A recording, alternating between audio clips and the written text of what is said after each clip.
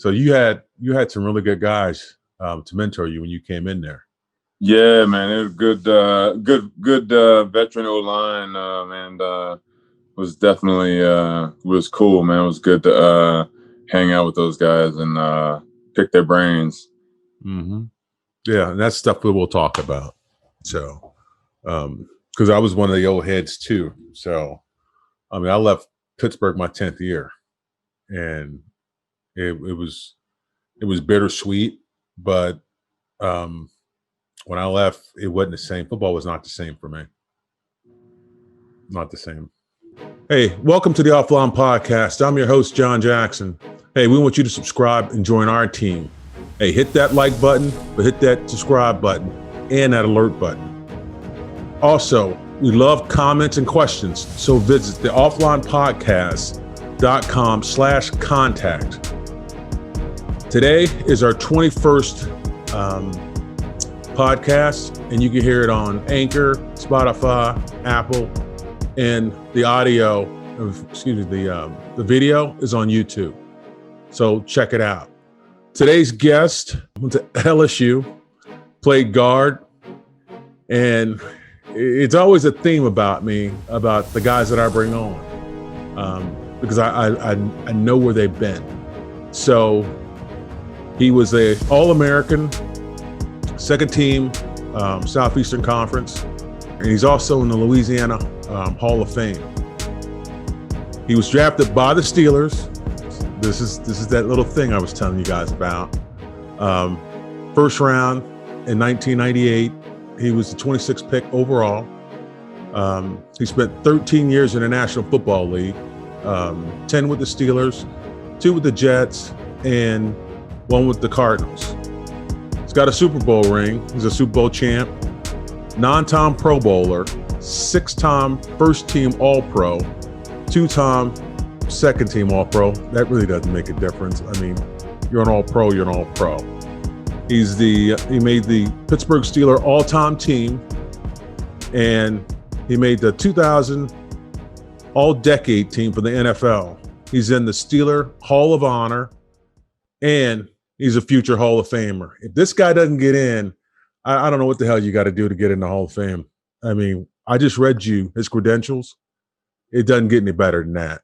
I want to welcome to the podcast, Alan Joseph Faneca, which, Alan, a lot of people don't know our middle names. I don't have a middle name. Okay.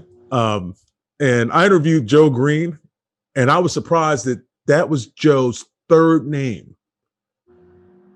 Joe was third name. Yeah. And I was like, wow. That's the third one, huh? Yeah. Okay. Hey, welcome to the podcast. And I'm excited because when I left Pittsburgh, you took over the number 65. And I know that wasn't your number in college. And I guess Sweeney had that number. I'm surprised they didn't take that number from Sweeney and give it to you because you're a first-round pick. Hey, man, respect your elders, man. That's what I was taught. I knew Sweeney had been there a long time before me, not with the Steelers, but in the NFL. And I was happy to wait my turn. But I did let the equipment guys know that it was mine the second he said he retired. And that's when he retired, I think that's when I retired too. Because I came back and they had 65 sitting there, and I was like, "Isn't that Alan's number?" And they were like, "No, it's your number." And I was like, "Okay, that's cool." Awesome. And that's the big thing we've got connected because the Steelers have a history. If you look at those numbers, who had the number previously, like I know who had my number before I did, and that was Ray Penny. He had for 10 years. Yeah. So that was something that was always ingrained in me. To know the numbers. You always know the numbers. And Sweeney was a great guy. He played mostly for the Jets. Yeah. Played with a couple other teams before he came back, but he was a Pitt guy. So that's why he came back to Pittsburgh. It was home for him. But great guy to be around. And let's talk about the guys that mentored you when you came in. Because you had a pretty good it was a pretty good line when I left there. Man, it was a veteran line, man. There weren't too many young guys. There there was the old cats, and then there was like maybe two guys that had been around, 2-3 years, and then there was like me, the young buck. So it was an old room, man. When they said jump, I jumped and took care of them. You got to get breakfast on Saturdays and do all that stuff. Man, when I got to training camp, all these old guys, man, holding the bag in the line, right in the drill line, and man, I had no other young guys. I had guys with like 9+ years in my line, so I would hold the bag for like 3 guys, and then somebody would come hold the bag for me, and then I'd take the bag back from them, and I never got to the back of the line. I just took my turn and I held the bag. That's all I did all training camp. Because I wasn't gonna make these old guys. I wasn't even gonna hand them the bag to some guy that's been doing it for a decade. But like you said, Jim, man, Jim's a great teacher, man. He pulled me aside a lot and taught me some things. And Will Wolford, I was talking to him the other day, man. I played his last year in the league was my first year, and playing next to Damani and Justin Strelzik and Brendan Stye, man. It was a great room, man. And I think I was really blessed. Old cats, as I say, in the room, they might feel threatened, might learn it on your own, man. But everybody took me under their wing and shared their little tricks and tools of the trade, and made the transition for me that much easier, for sure. So I want to ask you a question. Did you in training camp, Kent Stevens? I love Kent. Did you turn off the lights in training camp? The lights? Yeah, to the meeting room. To the meeting room? Yeah. No, I don't remember that. No. Okay. Was that a Kent thing before I got there? Yeah, that was a Kent thing before you got there. So we're in training camp, and the first day Kent gets a rookie to turn the light off. And he turns the light off. Well, the next day he leaves. The next morning he leaves. The second day, same thing. Guy turns the light off, and next morning he leaves. Third day, guy turns the light off, and all of a sudden that guy leaves. Kent goes, "No, I don't want anybody fucking touching the lights. I can't lose anybody. I can't lose any more guys." You know what? Now that you say that, I do remember that. Yeah, Young Bucks getting up when we're about to turn on the film. I do remember that. Oh, Kent was. I mean, we went through that training camp. Kent was like nervous to death, and Kent's got that little wobble because his knees are bad. Yeah. Kent took his butt over there and turned those lights on, turned them off, turned them back on. He's like, "I don't want anybody to move," and he was dead serious. Hey, we need some training camp bodies. We can't be losing. Oh, you need bodies, and then we were losing them 3 days in a row. I mean, we lost guys, and Kenton's like, "Oh man," he's like, "I don't know what I got to do," and so they brought some more guys in. But back then, most guys, if you didn't get drafted in the high rounds, like first, second round, you weren't gonna make that team. I mean, we were that stacked. I mean, the backups were pretty good too. The backups could go anywhere and start. And what I liked about the Steelers, we love young guys to come in. As long as you kept your mouth shut and just listened to what we had to say, we weren't going to steer you wrong. And I know those guys did that. Yeah. And they took you out, and they taught you about life as far as on the field and off the field, and certain things you have to do. So you said that Sweeney was kind of your big mentor. I mean, it had to be nice playing to get next to Damani and Will Wolford for a year. That's a good combo right there. Man, that's not too bad, man. Damani did things, man, that I still don't know how we did it today, man. I still don't know how we got that, man. We had 38 and 39 boss, man. That's a staple Steeler play back in our time, right? Right. And you got that shaded nose, and I block down and Damani pulls, or I got a head up, and then I block him and Damani still pulls. But generally speaking, Damani was pulling. Right. Man, I had this 2 eyes shaded on me, and I kept blocking him every time. We ran the play like 3 times on. I'm like, man, he's on me. He's like right on me. Kent came in that huddle. We had run it twice. We were doing it over again. Kent came in there, dropped a couple F-bombs on me and said, "You just get your ass out of there. You go. He's got him." And I pulled, and sure as shit, man, Dermontti just snatched him and like it was nothing. And I was like, all right, I'm gone. I get it now. I see. I didn't quite understand the full dirt legacy, but I started to at that point. And then you talk about Will Wolford, man. He came in there and it's like, "Oh, hold on, young buck, man. You're talking a little too much, man. We don't need to be sharing all that information." So we came up with all kind of code words that meant multiple things. And the funny thing is, man, is I carried that out throughout my whole career, man. But that we had like 2 words that we said all year long, and that meant 2 things, multiple things. But if you know what you're doing on the play, you know what it means, right? And man, I literally as soon as I got into a groove with a new guy coming or going, or a couple years with a guy at the tackle or center with me, man, I said 2 things. I said files, which went me in the tackle, and I said Lenny, which meant me in the center, and that's all I said. It could have been run, pass, draw. It didn't mean anything. No, you couldn't. I want to know what defenders thought lining up on the other side, and that's all they heard for the whole game was Lenny and files on every single play. And I'll tell you a story too. Those tackles, if you're a tackle, so imagine you block down, Dermontti pulls around. You got to get your ass out of there, because Dermontti would catch me going around the corner, and I'm like, corner, yeah, and I'm like, this is crazy. Yeah, and Dermontti would hit you too. He hit me one time, and I was one and done. I was like, I am gonna get my butt around here, and I ain't got to worry about Dermontti. I see Dermontti just rolling around, yeah, and just take off. I've seen him take off people's heads because they had their heads sticking out, and he just ran right through them. He's so quick. Knock him out. He was quick. I mean, imagine him at guard though. He was a guard when he first came in, right? And he was too quick. He was literally too quick. Yeah, I believe it. And I tell people that, and they look at me like I'm crazy. It's like, how can he be too quick? You can be too quick. He would get out there and be out there for days, and the running back's still not out there. I believe it. That's the crazy thing. That's the crazy thing. So then they had this experiment, and Dermontti played center in college a little bit. So they were like, okay, we'll slow you down. We'll put a ball between your legs. Still didn't slow him down. Did not slow him down. I mean, as you can test to, play next to him. I mean, it's just unbelievable. Yeah. But Dermontti was my first roommate too, in St. Vincent's. And we were at those old dorms, man, with no air conditioning. So you got it good when you came in there.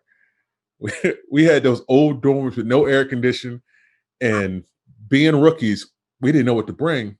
So all we brought is ourselves. And you talking about sweating in those cots. Oh. So, but training camp's meant to be miserable, but it is what it is.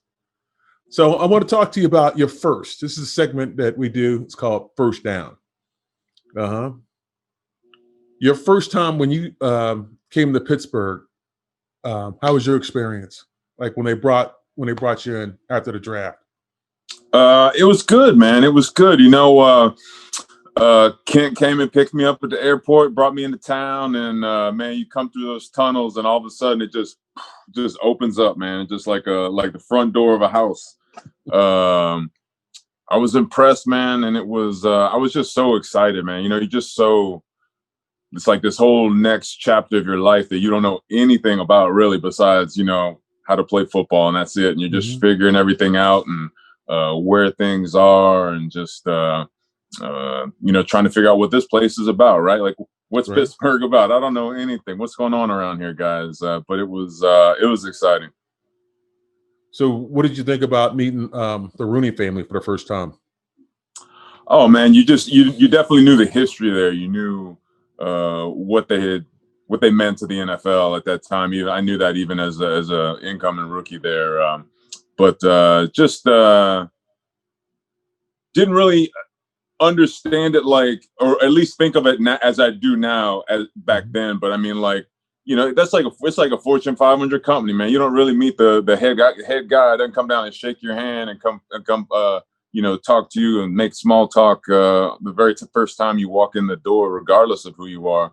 But there they are, man. The Rooneys are right there, and just small talking and just how you doing and just getting to know you, man. That's when you look back on it, it's pretty special. No, I mean that's a big thing, and especially when they say their door's open. Their door's open. Yeah, you can come in, and he'll be on the phone. He'll go, just wait a minute, and he'll get off the phone just speak to you. And you can't do that at a Fortune 500 company. I mean, it's like they got bodyguards that are at the door. You're not going in that office. You're not going in that office. So, what about your first playoff game? I know you guys. I mean, that had to be awesome. I remember my first playoff game. So the first playoff game really coincides with one of my favorite moments of my career, as far as that moment, right? Like when people ask you about that moment, and right. I wasn't even on the field. We're in the tunnel. They're calling out the offense, and normally, man, lineman. I don't know if you did it too, man.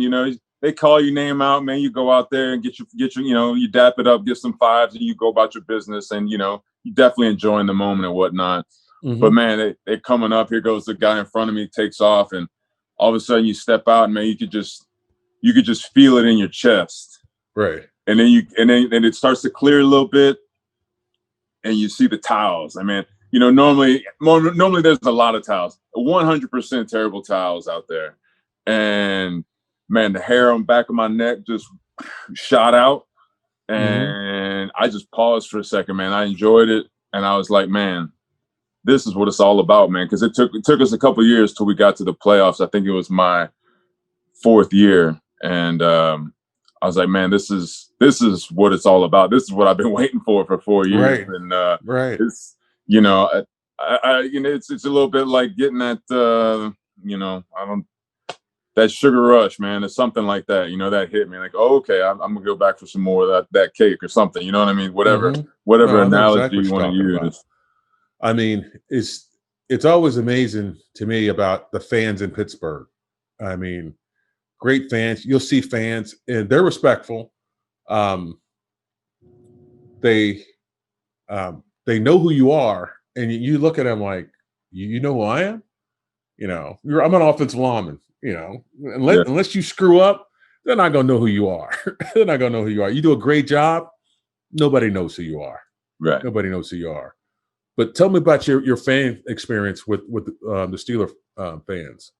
Oh man, great fans, passionate fans, man. I really don't think, I think as a whole, college fans were just that much more passionate, right? Because they're born and bred. They I don't know. There's something about it, right? Like I think compared to other teams, but not with the Pittsburgh Steelers. The Pittsburgh Steelers, it's just as passionate and it's just as strong of a feeling as it is in college, man. And that's something that when I left, you see it. The fans are great and all, but you definitely can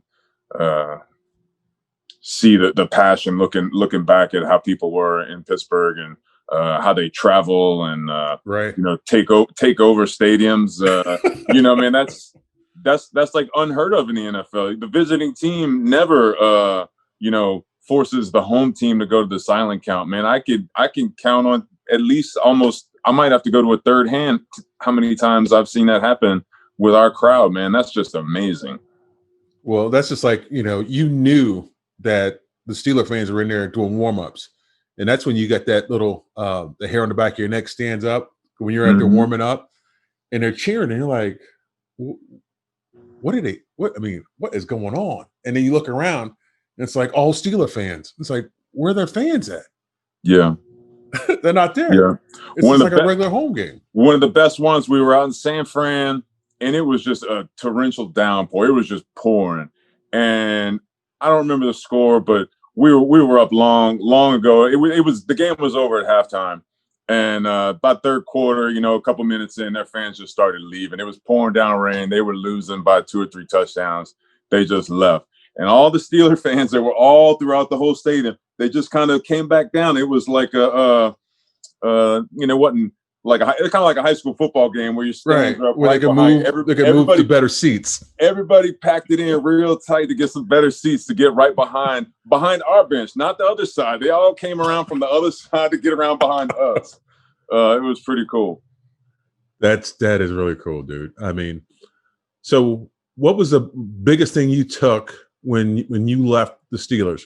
I know my biggest thing was I knew how to work hard and I enjoyed playing football. But then when I got somewhere else, I kind of lost it a little bit because all the guys that I grew up with, and I grew up with Damani and Will and Justin and Brendan Starr. I mean, pretty much grew up with those guys, but it just wasn't the same. I mean, that's how offensive linemen are. I mean, when you go to another team, it's like that camaraderie is not the same. I mean, did you feel that same way? It's different. It's definitely different, and I think you and I both extremely. You're lucky to play as long as we did with one organization, right? I mean, I think that's the biggest part of it. I mean, I think not everybody in the NFL has that experience because they don't have that luxury to spend 8, 9, 10 years with one organization, and you get those bonds. It's like home, I spent 10 years in Pittsburgh, and it's like not quite, it's closing in on half of my lifetime I spent in Pittsburgh, right? So it's going to be different when you leave, and those bonds that you've built for that decade are they're not gone, but they're not where you're at now. So it's all about making new ones, and it's just different. It's definitely different. I know what you mean. Mm-hmm.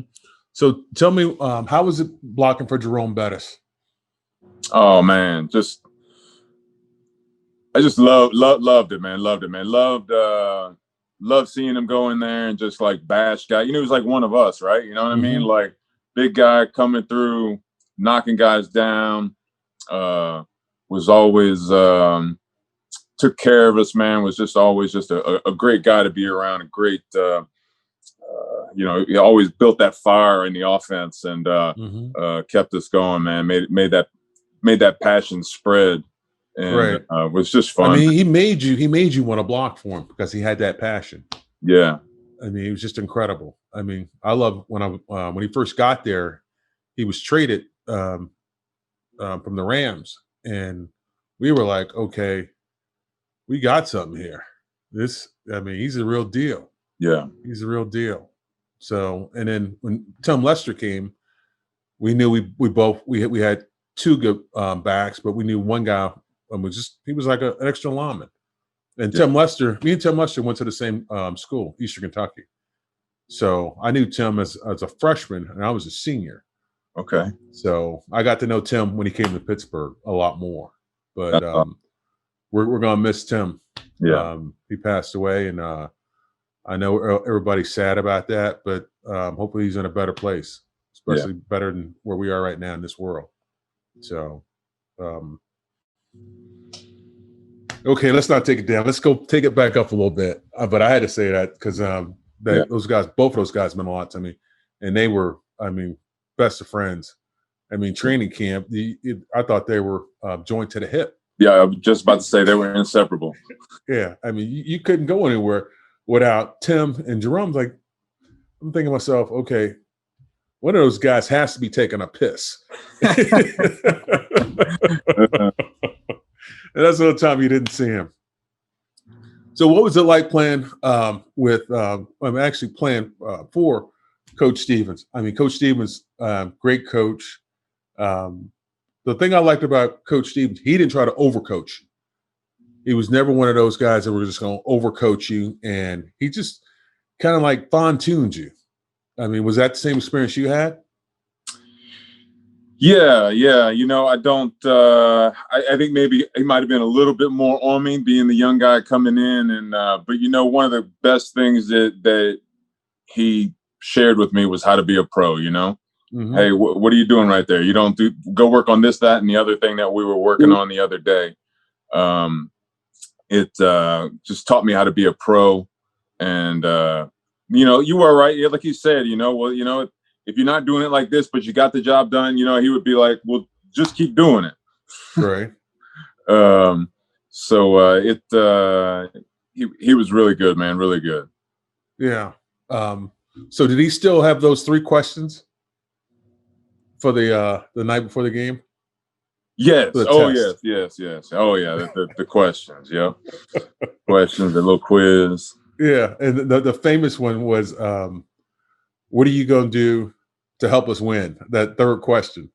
Yeah. And I'll never forget, it was a guy named Lonnie Pelele. So Lonnie puts on there, he goes, I'm going to make sure I get everybody enough Gatorade when they come off the field and stay the hell out of their way. And Kent read that. He was like, I know you guys write some funny stuff, but I got to read this. And that's just the way Kent was. And that's why I really enjoyed playing for him, because he kind of let, you know, he saw you as a pro's pro. So he kind of let you do your own thing, but he would tweak you every once in a while. Like, hey, you might want to get your hands just a little bit lower, not try to, like I said, overcoach you. And I've been around, you know, I went to San Diego and I came to Cincinnati and saw some different coaching styles, and just made a big difference as far as me. You know? No, totally. Yeah. I mean, same experience with me, man. You know, you move around, and a lot of times, like I've said already today, you know, you don't really realize it when you're in the moment, but when you're in a different situation or after the fact, you're like, oh yeah, Kent used to give me a lot of space and freedom, and a lot more than you thought you had that you didn't really think you had. Yeah, exactly. So what are you doing now, Al? I am coaching a little high school football. We're trying to get my 2nd season under my belt here whenever we decide to play. I think next month is what we're shooting for. But I got a shop. I got a wood shop now. I've always had a passion for woodworking. I grew up around my dad and both my grandparents, kind of, especially one of my grandfathers, just being really into woodworking. And you know, you don't really have time for that when you're playing and training and all that stuff. And so I recently, about back in January, I got tired of fighting for garage space and pulling things out and pulling things back in to clean up, and went looking for a place, and I found me a shop. So now it's a complete mess, and I come in here and I know just enough to be dangerous. That's about it. But I have fun and enjoy, and I'm working on a tabletop in the other room for some friends, and just enjoying it. No, that sounds good. Can you hold on 1 second? I got to do a shout out. Hey, I know a great place where you can get fine cigar. It's called Bell's House Tobacco. On the podcast, there's going to be some information where you can get in touch with Bell's House Tobacco. Go in and tell him you saw this podcast, and I guarantee he's going to help you out, get a fine cigar. Like every time I go there, and I've been going there for over 20 years, I never come out with a bad cigar. So go to Bell's House Tobacco. Thanks. Yeah, I smoke a few cigars. I think Jonathan Hayes was gone by the time you got there. He was a tight end. Yeah. He had just left, I think. Yeah, he had just left. Jonathan used to do this thing on the road. When we won, Kara gave us the last bus to smoke cigars. And we would smoke cigars, and literally it'd be smoke coming out of the bus. Looked like the bus was on fire. But we had to get that cigar done before we got to the tarmac. Okay. And you're talking about 25 guys. Imagine 25 guys smoking a cigar in 15 minutes. Yeah. We were puffing on that thing. Oh man, what was the bus driver doing? The bus driver was kind of going crazy because he's like, "You can't smoke in this bus," and we're like, "Yes, we can." Yes, we can. Yeah. I never forget the first time we did that. It was in we were somewhere, and they opened up the windows, and we got a police escort behind us, and the guy's calling in. He goes, "Hey, pull over. The bus is on fire. The bus is on fire." He goes, No, those guys are back there smoking cigars. Just leave them alone. Leave them alone. That's funny. So who did you hang out with in Pittsburgh? Who was one of your best friends? Oh man, so many, man. Marvell Smith, Joey Porter, Kendall Simmons, Hines. I that's one of the things, when you leave, everybody, I don't know how it was for you, but when I left, everybody kind of wants, what's going on in Pittsburgh? How come you guys are always so good? And right. It was always hard for me to put a finger on it. And I was like, man, I said, there's just a tightness that, like say say we're an 8-win team, but that bond that the guys that are in the locker room made it a 10-win season, and all of a sudden you're division champs, right? That's right. A big difference between 8 and 10 or 9 and 11. They're or even 6 and 8. That everybody was. We all were very similar. We all came from different parts of the world, different economic situations, and I don't know if they plan it that way or if that's just what happens when you come to Pittsburgh. But everybody kind of got together for that one purpose. I mean, the purpose was to win. To win. I mean, I got 13 playoff games in Pittsburgh, and that was in 10 years. And I did with Kara. I did 11. Yeah, 11 games with Kara, 2 games with Chuck Noll. So, I mean, I got a taste early, and me and Damani and a bunch of guys like Greg Lloyd and see who else? Woodson. So we got a real big taste of that playoffs.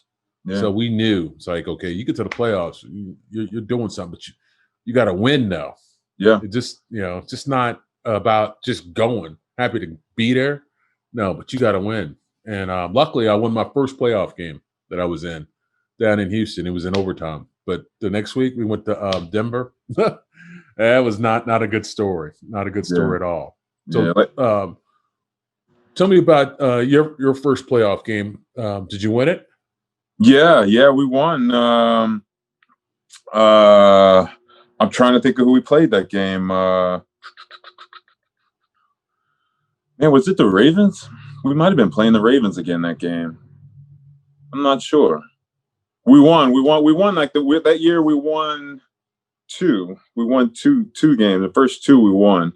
So yeah, I got that taste early, and like you said, you had 13 with Pittsburgh, and so many guys. You don't realize it, or the world doesn't realize it. I don't know, but there's so many guys that are like trying to find one game.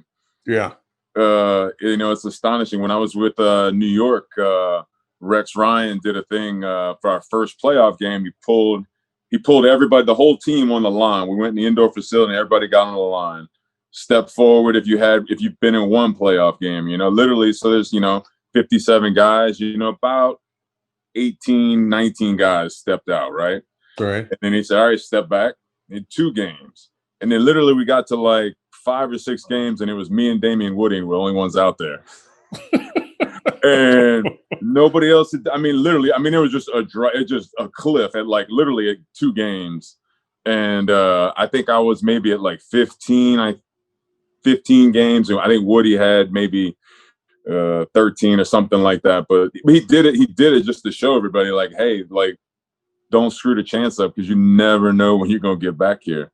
Right. No, you're absolutely right. And that's the big thing that a lot of young guys don't know, but the older guys know that, going in, because it's not promised. And like going to the Super Bowl. I mean, Tunch Ilkin never went to the Super Bowl, went to the playoff games, never went to the Super Bowl.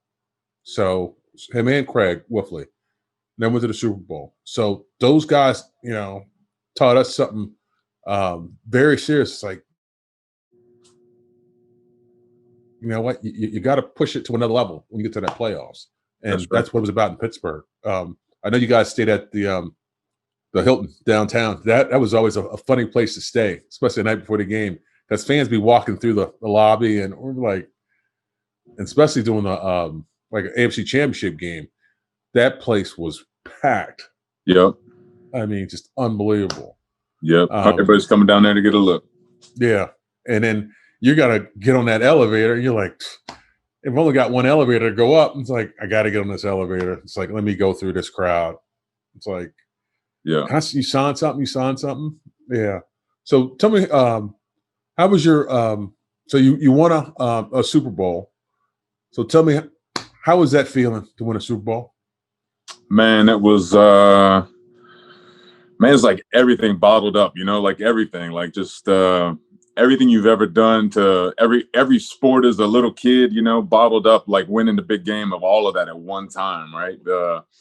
I've got this picture of me holding a trophy, and I got it up above my head, and I'm trying to find my people in the stands, my little section, and I'm like screaming, and the confetti's falling behind me. I mean, it's the perfect picture, right? Right. And man, every time I see it, man, the hair on the back of my neck, man, I'm right back there on the field, right there in the thick of it, man. But what a great, I mean, it's a shame not everybody gets to feel it, right? I mean, but it's special, and that's what makes it special. No, it does. So let's talk about when you were younger. You overcame epilepsy. So tell us how did that affect you, especially growing up? I mean, growing up, kids always have something that other kids mess with them about. I mean, it was my head because I had a big head, but I my body kind of grew into it. But it's a little different when it's an ailment, though. I mean, how did you feel growing up with epilepsy? It was scary at first. Had my first seizure Christmas Eve, my freshman year of high school, and I had a really good core group. My doctors and my family was very supportive, and the way I dealt with it was because a lot of people they only know what they see on TV and movies, right? You see seizure and you see the guy on the ground convulsing, and it's not all like that. It can be like that, and it is like that for a lot. But so people were scared, they knew I had it, were kind of walking on eggshells around me, not necessarily treating me differently, but besides walking on eggshells around me. But the way I dealt with it was I kind of flipped it around on people. I was like, I'm good. Are you okay? Can I help you out? Can I do something for you? What do you need to know? What can I tell you? And after about like a 2 or 3 minute conversation like that, they would kind of like shrug their shoulders and okay, I guess he's fine. Why do I have a problem? And I did that enough times and long enough to where it just kind of became a thing, and everybody left me alone. And I went about my business of living and playing and going to school, and I'm very fortunate. I take my medicine and I'm okay. The only time I have one is if I don't have my medicine and don't take it. So I'm very fortunate. It's really going through that. It's completely unrelated, but my daughter has my oldest, Annabelle, has a very rare case of epilepsy called Sturge-Weber syndrome, and she's on a lot of medication, and it's caused a lot of issues, but she's doing great and doing all that. But it's been really great for me to lean back, especially when she was younger. Hers started when she was about a year old. Okay. So even before she could communicate and let me know how she was feeling, for me to be able to know what she's going through, because I had been there before. I think it's really a blessing that I do have it, because we were able to help out Annabelle so much more. Right. So, and she's doing well now? She's doing great. How old is Annabelle? Annabelle is 15, man. She's a full teenager and, doing what teens do. Drive you crazy, huh? That's right. No. Hey, I want to thank you for doing this podcast, brother. I always wanted to meet you because I always admired the way you played. And I would always talk to Monty, and he would always tell me some great things about you, and him and Wolfley. So I just want to thank you for doing this podcast, and let's keep in touch, brother. Let's do it. I appreciate it, man. This was fun, man. We can do it again another time. Let's do it. Sounds good. And definitely good luck on that Hall of Fame. You should be in the Hall of Fame. Thank you, man. Be in the Hall of Fame. You deserve it. Thank you. Hey, I just want to thank Alan Faneca for doing the podcast. He does belong in the Hall of Fame. Hey, we want to make sure that you subscribe to this podcast. Today was number 21st, and make sure you check out Anchor, Spotify, and Apple. And don't forget the YouTube to get the audio. It's all about, telling little stories and making people human beings. And everybody enjoy this segment with Alan. And I know I did. So I will see you on the next Offline podcast. And I'm your host, John Jackson. I'll see you soon.